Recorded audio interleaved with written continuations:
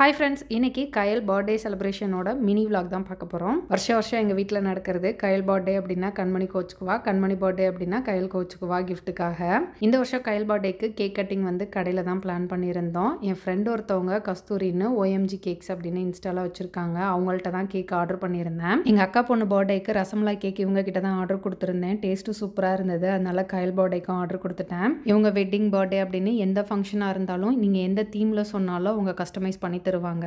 கயல் கண்மணிக்கு ப்ரௌனினா ரொம்ப பிடிக்கும். அதனால ப்ரௌனியும் ஆர்டர் பண்ணியிருந்தேன். இவங்க ப்ரௌனி குக்கீஸ்னு எல்லாமே செஞ்சு தருவாங்க. உங்களில் யாருக்காவது பேக்கிங் கற்றுக்கணுன்ற இன்ட்ரெஸ்ட் இருந்தாலும் இவங்களை காண்டாக்ட் பண்ணுங்க. பேக்கிங் கிளாஸஸ் கூட எடுக்கிறாங்க. இவங்களோட இன்ஸ்டா பேஜ், வாட்ஸ்அப் நம்பர் எல்லாமே ஸ்க்ரீன்லையும் டிஸ்கிரிப்ஷன்லையும் கொடுக்குறேன். தேவைப்படுறவங்க செக் பண்ணி பாருங்க.